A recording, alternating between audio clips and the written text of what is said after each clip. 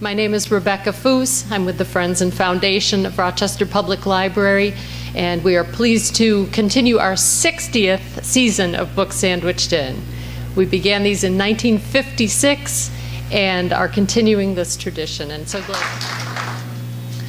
And with this being our 60th anniversary year, the committee has asked me to give a pop-up mini history of a book that was reviewed in our early sessions. And today's pop-up book goes back to the Book Sandwiched In review from October 20th, 1959. This book is called The American High School Today, written by James Bryant Conant. You could get it new for $1. And the local reviewer was Dr. Howard Seymour, the superintendent of the Rochester Public Schools. So prior to writing the book, Conant had been a World War I Army chemist working on poison gas development, the president of Harvard University, and chair of the National Defense Research Committee, which oversaw the development of atomic bombs through the Manhattan Project. His book, written a decade later, criticizes the U.S. educational system. He wanted to be sure that students had a comprehensive education filled with math and science in this Cold War era with the communists knocking at our door. The few references in his book to counselors in the school were strictly academic. Compare that to what high school counselors do today.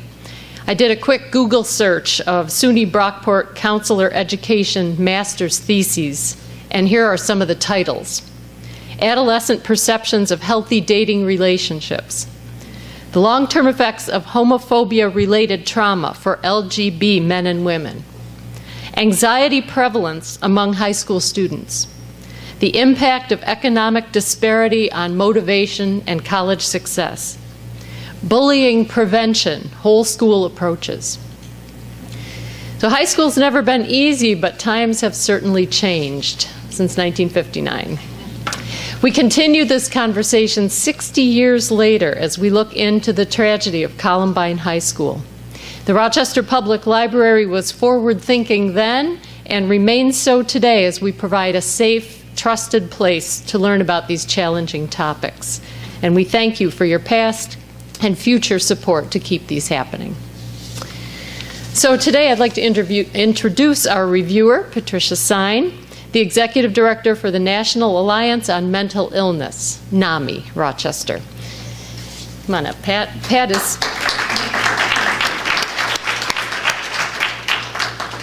is a Rochester native, married with 2 grown daughters and 2 grandchildren.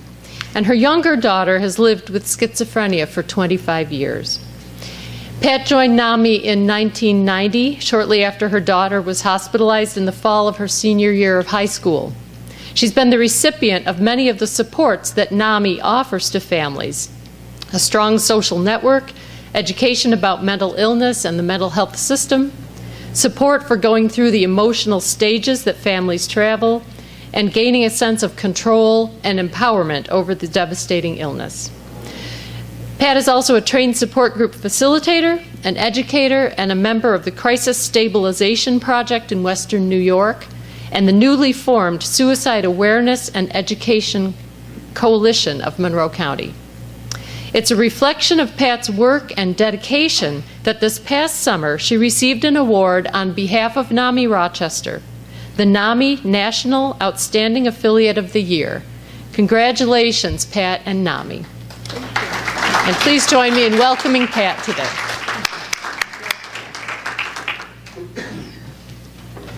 So hello, thanks for that wonderful introduction. I want to share, first of all, although I speak, this is the first time I've ever been asked to do a book review, so I'm a little intimidated, but so yes, I am the director of NAMI Rochester, but more importantly, I am the mother of a daughter with schizophrenia. And so NAMI, how many of you had ever heard of NAMI before today? Any of you? Okay, several. So what is NAMI? I want to talk about that for a minute first.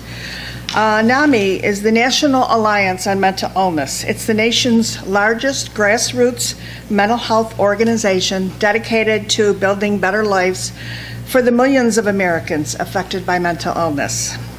It started as a small group of families gathered around a kitchen table in 1979, and it has blossomed into the nation's leading voice on mental illness.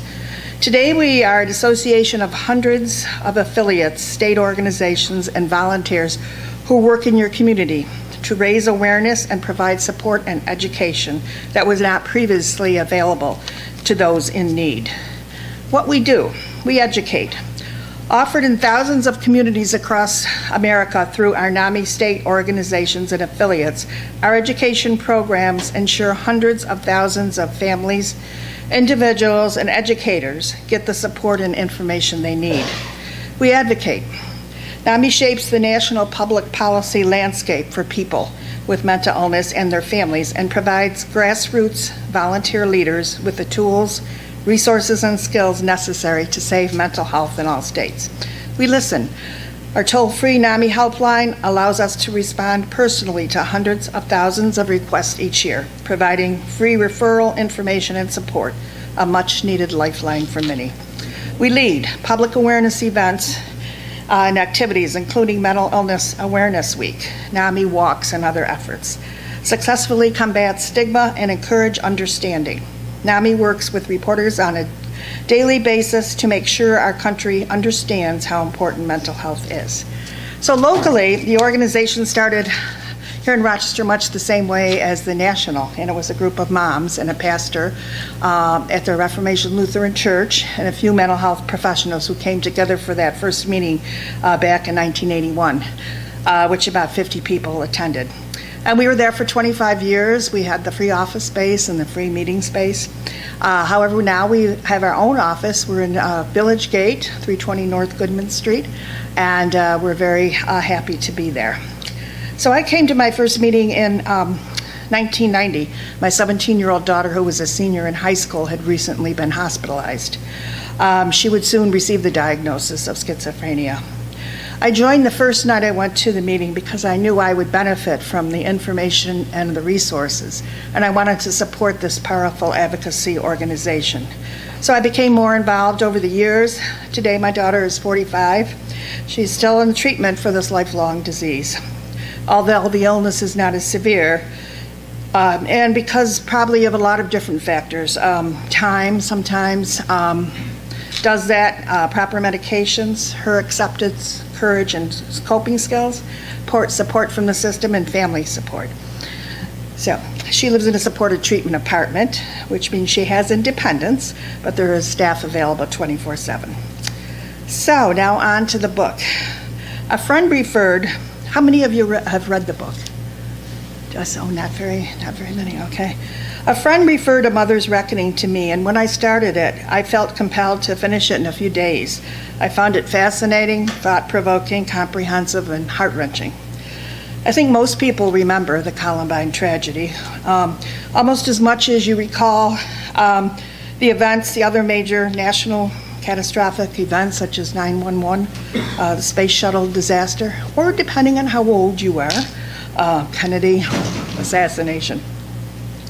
There are many topics addressed in this book which would provide material for discussion and debate probably for the rest of the day. So it was kind of hard to focus, but I would like to focus briefly on these topics. The connection between mental illness and violence, the murder-suicide connection, the suicide epidemic in our country, and the role of parents. So in 1999, when this occurred, my daughter was 27 and she had already been living with schizophrenia for about 10 years. I was naturally horrified by the event, but I didn't really associate it with someone being depressed, delusional, or suicidal. I felt that both of these two young males, Eric and Dylan, were psychopaths, which by definition is someone who has no conscience and is totally devoid of any moral qualms. I remember when I was a child, I saw a movie on TV about this very evil, conniving little girl who caused the death of others when she didn't get her way. She was identified as being a bad seed. That movie stuck with me. I can still picture the actress, Patty McCormick, in my mind. I assumed children were born that way and that there was little that could be done to change them. So there is still much heated discussion and controversy about the connection between mental illness and violence. Dr. Jeffrey Swanson, a researcher quoted in the book, who has spent years studying the connection, concludes that mental illness by itself is a risk factor for violent acts in just 4% of incidents.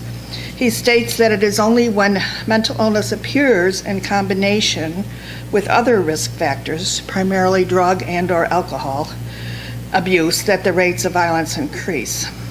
The National Alliance on Mental Illness stance on this topic is that most people with mental illness are not violent, but often the victims of violence.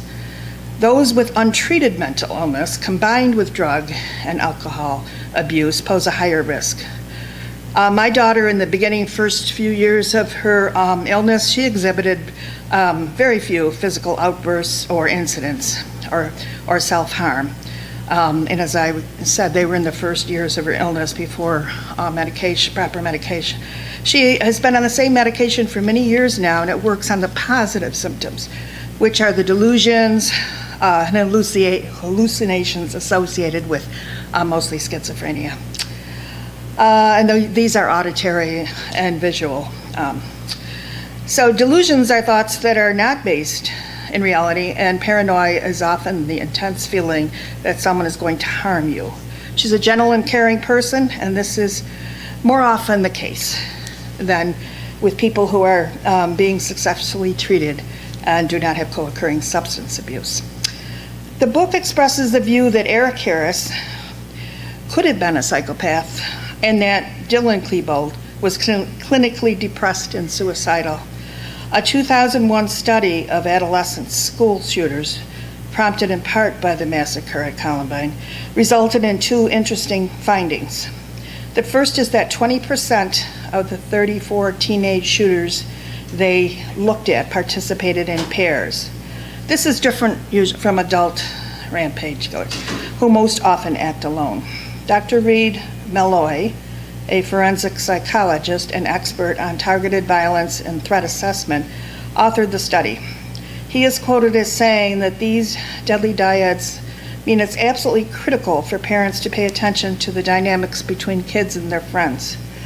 The second finding from his study, typically, one of the two kids was a psychopath and the other one suggestible, dependent, and depressed.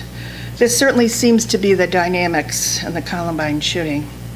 Another professional quoted in the book said, "I believe Eric went to the school to kill people and didn't care if he died.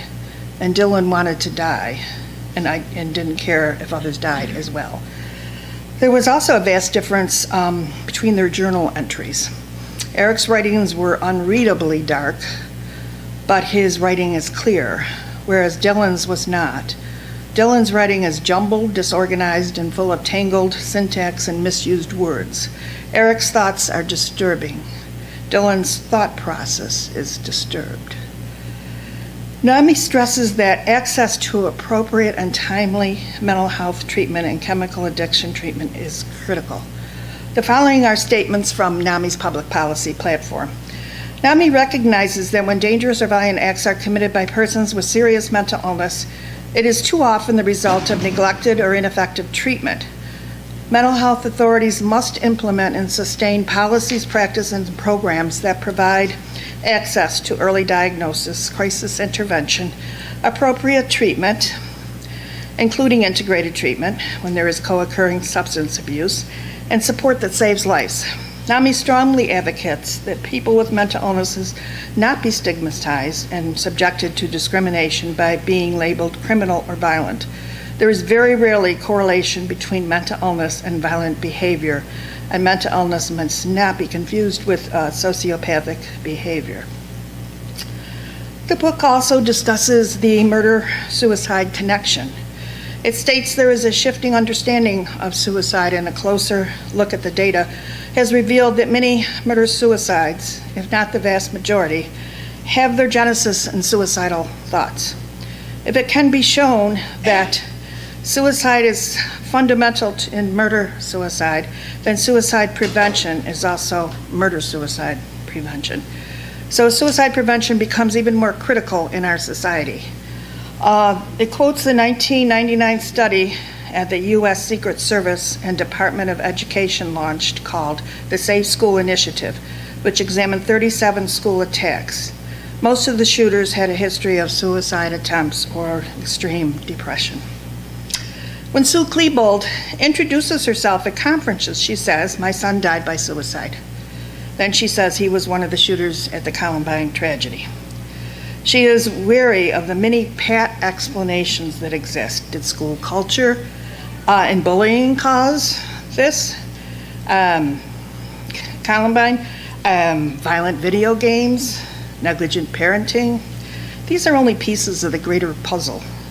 She goes on to say, while there is likely not a single answer, there is one piece of the puzzle that reveals more of the overall picture for her. Dylan was experiencing depression or another brain health crisis, as she refers to it, that contributed to his desire to die by suicide, and his desire to die played an intrinsic role in the participation in the massacre. I myself have come to that conclusion over the years that many of these mass shootings are both homicides and suicides. Suicide by cop is another phenomenon that occurs in our country. So I just wanted to take a minute to, there are a lot of misconceptions about suicide that exist in the general public. It's a myth that everyone who attempts or completes the act leaves telltale signs that they are planning suicide. The fact is that some suicides are the result of an impulsive act and not planned or thought about for a period of time. I believe we had just that happen. I'm sorry. Oh, sure. Can you hear me? Yes. Some suicides are the result of an impulsive act and not planned or thought about for a period of time. Also, for those that are planned, some are very secretive about it, although there can be signals that close family members or friends may be able to recognize. Another myth is suicide is a cry for attention, and the person does not really want to complete the act, or they have weak characters, or they are trying to punish those close to them. The fact is that most people who attempt or complete suicide are trying to end the extreme pain and darkness that they are burdened with, and they believe people would be better off without them in their lives. 90 to 95% have serious mental illness, most depression or bipolar. There is also a genetic vulnerability. Suicide is a brain disease, according to Dr. Victoria Arango. So, this brings up the question, how involved should we as parents or other family members but mostly parents, in the lives of our children and adolescents or possibly in adult children? It is so tragic that Sue did not know about the journals that her son kept. Perhaps if she had been able to find them and read them, they may have been able to intercede and get Dylan the help and treatment that he so desperately needed. Should parents respect their children's privacy at all costs, or be diligent to the degree of checking emails, Facebook, looking for journals or other clues of troubled writing? You know, in our day, when we were, parents, most of us we didn't have all Facebook and email, but today, it's a different. Most parents never suspect that their child or adolescent would ever resort to such drastic measures. In the book, a neighbor shares with Sue that she knew Eric was disturbed and dangerous for a long time, but she didn't share that with Sue. Should we as parents or others keep this information to ourselves, or do we have a moral obligation to divulge this information to other parents and family members, to school officials, or even the police? I strongly believe that we do have to do whatever we can to protect our loved ones, both with and without a mental illness. I remember when my daughter was first showing signs of depression in high school. Her school friends were concerned enough to go to the guidance counselor, and the guidance counselor called me. I was very grateful that they cared enough to take the time to take the step, and this was back in 1989. The school was also very supportive and allowed her to come in late. They made other concessions so that she was able to graduate with her class in 1990. Indeed, there is much more attention being paid to suicide education, awareness, and prevention.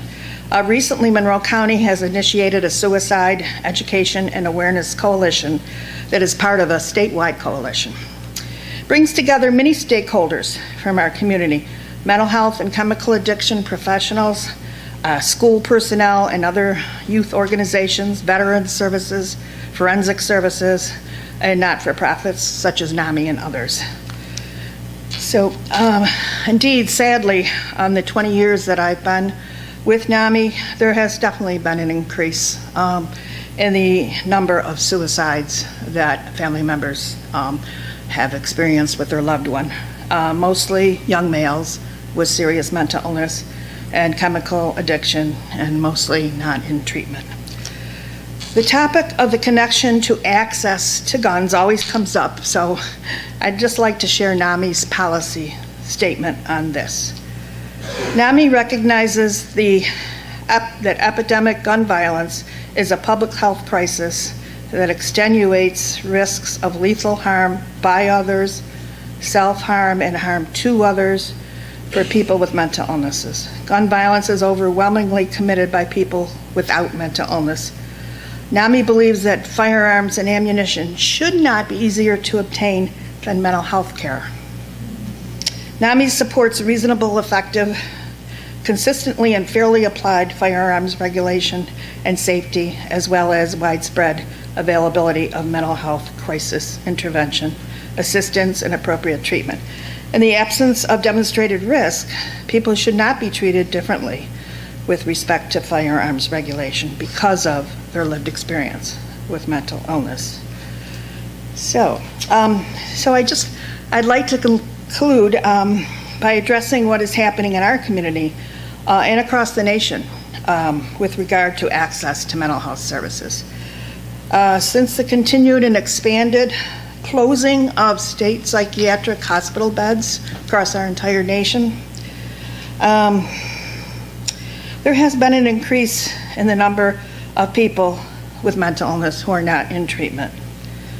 The result is there's more people in our jails, our criminal justice system, homeless on the streets, and addicted to drugs and alcohol. NAMI does not feel that everyone with a mental illness should be in a long-term facility, certainly not.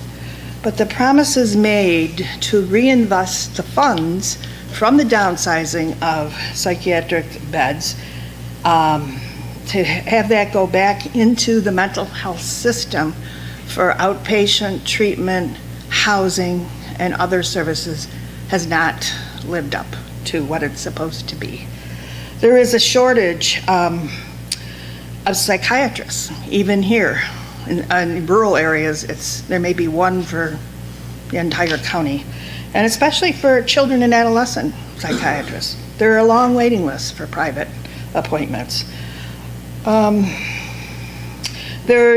though we have innovative housing here, it still doesn't meet the need. And again, in the rural counties, in New York City, you can be on a waiting list for 2 years to get safe and appropriate mental health supported housing. Okay, mental health, there's waiting lists at mental health facilities, delays in getting medications. So these are the advocacy issues that NAMI focuses on at the local, state, and national level. There's much work to be done, and the role that NAMI plays is critical. And I hope that you will consider supporting us and letting others know about us. So yes, recently I'm also on a county-wide committee with the initiation of a project, DISRIP.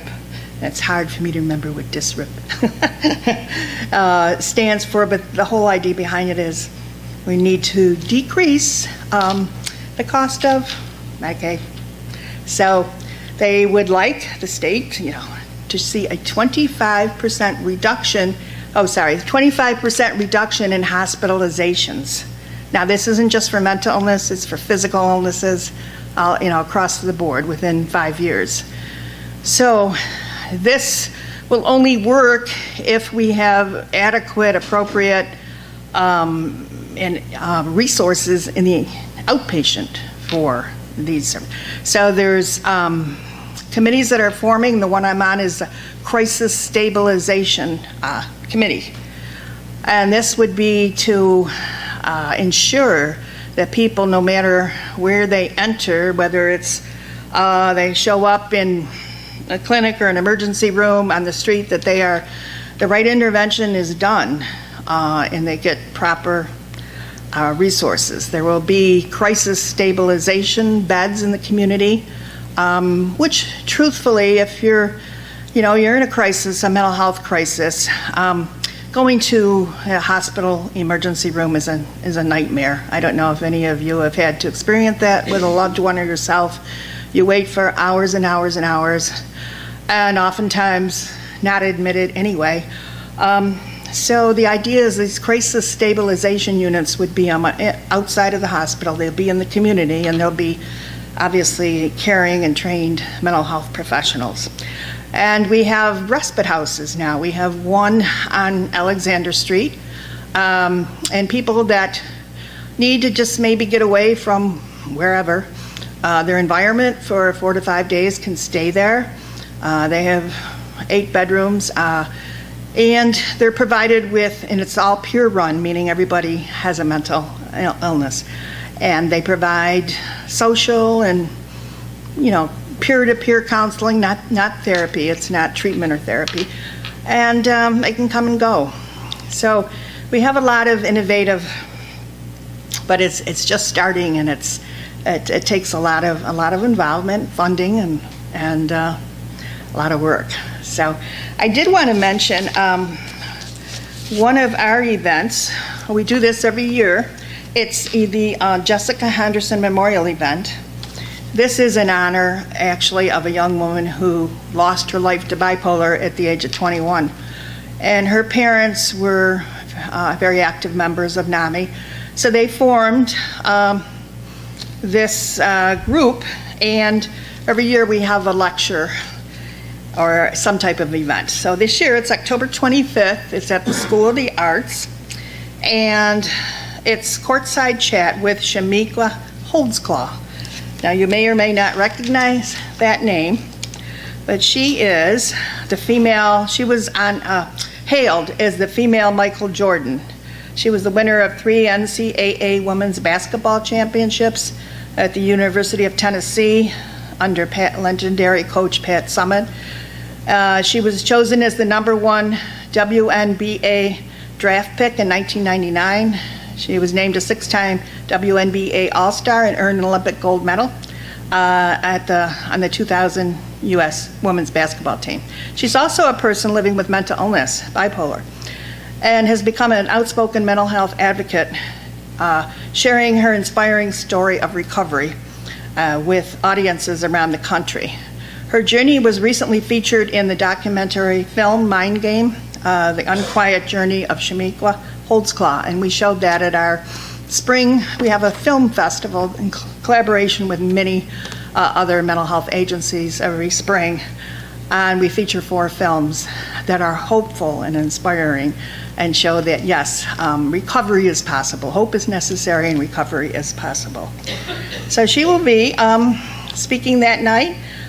There's brochures on the table. It's just $18 to attend, and there is a light reception also. So we do that, and other events in the community. How much time do I have? Do you want me to open it? Okay, yeah. And so we do a lot of events besides the advocating and listening to people. We have many programs and classes to help support and educate our family members and persons living with mental illness. You notice I don't say mentally ill. That's stigmatizing. We don't say that. We don't say schizophrenic. We say people, because we're people first, people living with schizophrenia, people living with bipolar, not a bipolar. So It takes a little longer to say, but that's okay. So we have classes taught by peers to other peers, all about resources, coping strategies, coping skills. We have classes called Family to Family that we've been doing for, 15 years, and they're full. They're always full. We do two simultaneously on a Wednesday and a Thursday night for 12 weeks in the spring and 12 in the fall, and it's a full class. And it's taught by other family members. It provides them with insight, information, empowerment, coping skills. We also do many, out in the community, we do many speaking out engagements. We have a program called In Our Own Voice, and that is conducted by two people that also in recovery from mental illness, and they talk about the stages of, going through darkness to acceptance and hope. And our phone rings off the hook now. I mean, we have bookings all the time in schools and colleges and businesses. We were talking earlier about the library, coming to the library. We can go anywhere and do these no-cost programs. The latest one that we're really thrilled about, and I want to mention that all these programs are developed at the national level. There's curriculum is developed by, yes, could you? Oh, yeah. Yeah. They're all developed at the national level, and then everyone that does them receives training in order to do these programs. So Ending the Silence goes into the high schools, and it's presented by a young, 20 to 30 who has had mental illness since high school, and just talking education about mental illness and suicide and what students should look for in their classmates and how they get help and that type of thing. And we have gone to several Monroe County school districts and also outside of Monroe County. And I think this year already we've reached 1,000 children. Mm-hmm. Okay. Okay. Thank you, Pat Sine, and maybe Pat can stay around for a couple of minutes if you have individual questions for Pat.